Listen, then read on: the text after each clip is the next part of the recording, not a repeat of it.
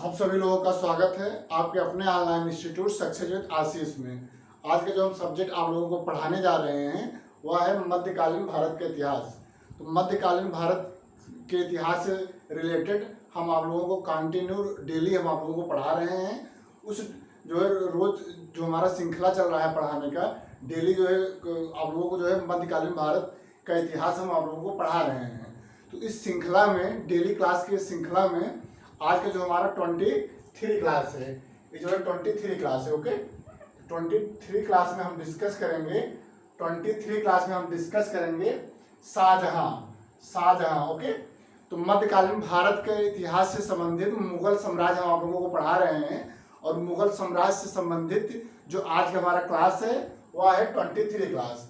23 class में हम discuss करेंगे कि किस प्रकार से शाहजहां अपने आप को 1627 ईस्वी में अपने आप को जो है मुगल साम्राज्य का बादशाह घोषित करते हैं और राज सिंहासन पे राजाभिषेक कराते हैं और अपने पद जो है सम्राट के रूप में अपने आप को स्थापित करते हैं। और किस प्रकार से वह मुगल साम्राज्य का विस्तार करते हैं और क्या क्या इनकी जो है नीतियां रही हैं जो एग्जाम में पूछी जाती हैं और एग्जाम में बराबर पूछे गए हैं। तो हम उन्हीं फैक्ट को यहाँ पे आप लोगों को बताने चल रहे हैं। ओके, इसके पहले वाले क्लास में हम डिस्कस किए हैं जो शाहजहां के पहले जो मुगल साम्राज्य का जो सम्राट थे वह थे जहांगीर।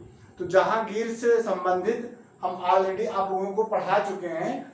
आज के क्लास में हम बताएंगे जैसे 1605 ईस्वी में जहांगीर जो है मुगल साम्राज्य का जो सम्राट बना था, बादशाह बना था। तो 1605 ईस्वी से लेकर के 1627 ईस्वी तक जहांगीर के द्वारा अपने शासन को संचालित किया जाता है और अपने साम्राज्य का जो है विस्तार किया जाता है। लेकिन जो है 1627 ईस्वी में जहांगीर की मृत्यु हो जाती है और उसका बेटा शाहजहां, जो कि खुर्रम के नाम से जाना जाता था, वह शाहजहां पद को धारण करके वह अपने साम्राज्य का जो है शासक बनता है और अपने शासन को संचालित करता है। तो इस प्रकार से 1627 ईस्वी में शाहजहां अपने आप को जो है सम्राट घोषित करते हैं और अपने शासन को संचालित करते हैं। ओके, तो इसके पहले वाले क्लास में हम जहांगीर को पढ़ाए हैं। जहांगीर के बाद जो अगला बादशाह मुगल साम्राज्य का जो है बनता है वह है शाहजहां। तो आप लोगों से रिक्वेस्ट है कि आप लोग हमारे पहले क्लास, जितने भी पहले क्लास की वीडियो हम बनाए हैं जो है मुगल साम्राज्य से संबंधित, आप लोग जो इसको जाके देख लीजिए, क्योंकि जो पहले वाला क्लास आप लोग देखेंगे तो उसको जो है समझ में आएगा, तभी जो हम आगे पढ़ाएंगे उसको भी आप लोग अच्छे से समझ पाएंगे। तो चलिए आज की क्लास हम प्रारंभ करने जा रहे हैं। एक बार पुनः आप सभी को आज की क्लास में हम स्वागत करते हैं और आज की क्लास हम प्रारंभ करने जा रहे हैं। शाहजहां का जो समय था, जो काल था, शाहजहां का जो समय था वह था 1627 से लेकर के 1658 ईस्वी तक। 1658 ईस्वी के बाद इन्हीं का बेटा औरंगजेब जो है, औरंगजेब अगला मुगल काल का जो अगला सम्राट बनता है वह औरंगजेब बनता है। औरंगजेब जो है 1658 ईस्वी में अपने आप को मुगल साम्राज्य के जो बादशाह घोषित करते हैं और अपने शासन को संचालित करते हैं। जबकि शाहजहां का जो मृत्यु हुआ था वह 1658 में न होकर के या 1666 ईस्वी में शाहजहां का मृत्यु हुआ था। लेकिन शाहजहां के मृत्यु के पहले ही औरंगजेब अपने आप को बादशाह के रूप में घोषित करते हैं और शाहजहां को एक बंदी बना करके इनको जो है शाहजहां अपना जो 1658 ईस्वी बाद बंदी के रूप में शाहजहां औरंगजेब के समय में या बंदी के रूप में अपना जीवन यापन करता है। 1666 ईस्वी में शाहजहां का मृत्यु होता है और 1658 से लेकर के 1707 ईस्वी तक औरंगजेब के द्वारा मुगल साम्राज्य के तहत अपने शासन को संचालित किया जाता है।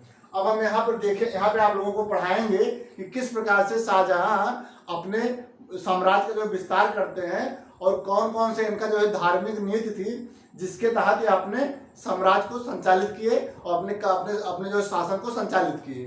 तो चलिए हम आप लोगों को बताने जा रहे हैं। आप लोगों से रिक्वेस्ट है जो है आप लोग कॉपी ले लीजिए और जो भी हम यहाँ पे फैक्ट डिस्कस करें उसको आप लोग अपने कॉपी में नोट कर लीजिए प्लीज। शाहजहां का जन्म जो है लाहौर में 1592 ईस्वी में शाहजहां का जन्म लाहौर में हुआ था। ओके, शाहजहां का जन्म कहाँ हुआ था? लाहौर में 1592 ईस्वी में। इनकी जो है माता का नाम, शाहजहां के पिता का नाम जहांगीर था और इनके माता का नाम जगत गोसाई। तो जो है शाहजहां की माँ का नाम क्या था? शाहजहां की माता का नाम जगत गोसाई था।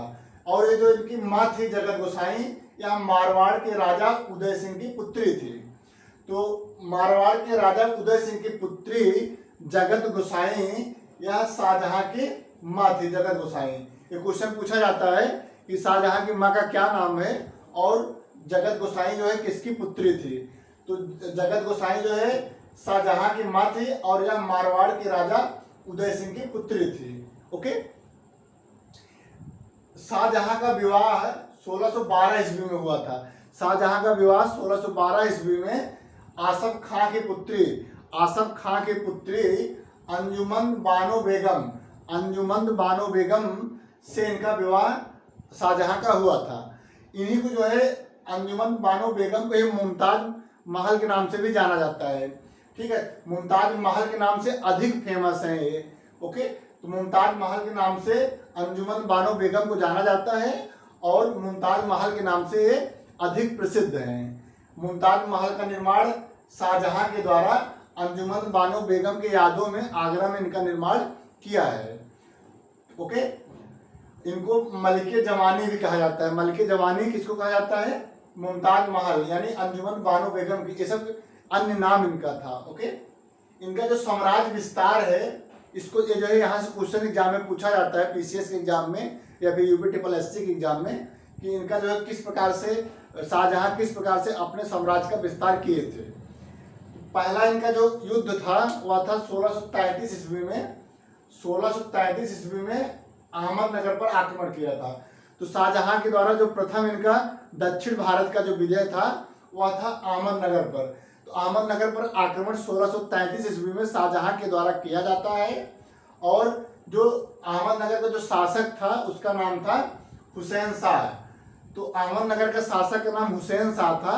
हुसैन शाह से युद्ध करने के लिए अहमदनगर पर आक्रमण 1633 ईस्वी में शाहजहां के द्वारा किया गया था।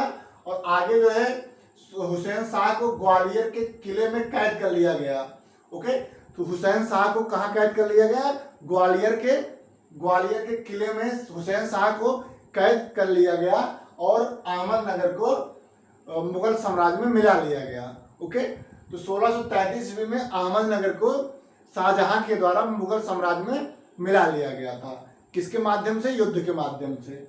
इसके बाद 1633 ईस्वी में गोलकुंडा पर आक्रमण शाहजहां के द्वारा किया जाता है और गोलकुंडा को जो है मुगल साम्राज्य में मिला लिया जाता है।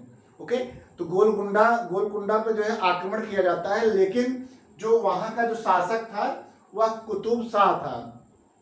कुतुब शाह यह गोलकुंडा का शासक था और जब शाहजहां के द्वारा 1633 ईस्वी में गोलकुंडा पर आक्रमण किया गया तो यह कुतुब शाह जो है भयभीत होकर के संधि का प्रस्ताव किया और जो है मुगल साम्राज्य और कुतुब शाह के बीच में संधि हो गया और इस संधि के माध्यम से गोलकुंडा भी मुगल साम्राज्य के अधीन आ गया।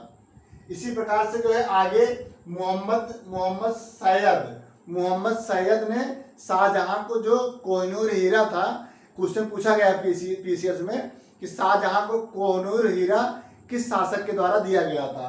तो मोहम्मद सैयद नामक व्यक्ति के द्वारा शाहजहां को कोहिनूर हीरा दिया गया था। ये बहुत एग्जाम में पूछा जाता है कि जो है शाहजहां को कोहिनूर हीरा किसके द्वारा दिया गया था? तो यह जो है मोहम्मद सैयद के द्वारा दिया गया था। आगे जो है 1636 ईस्वी में बीजापुर पर आक्रमण जो है किसके द्वारा किया जाता है? बीजापुर में यह जो है शाहजहां के द्वारा 1636 ईस्वी में आक्रमण किया जाता है और जो बीजापुर का जो शासक था वह आदिल शाह था। आदिल शाह भी जब शाहजहां के द्वारा 1636 ईस्वी में बीजापुर पे आक्रमण किया जाता है तो जो बीजापुर का जो शासक था आदिल शाह, यह जो है संधि के लिए विवश हो जाता है और मुगल साम्राज्य और आदिल शाह के बीच में संधि हो जाता है और इस संधि के माध्यम से बीजापुर भी मुगल साम्राज्य के आधिपत्य पर यानी कि मुगल साम्राज्य के अधीन आ जाता है।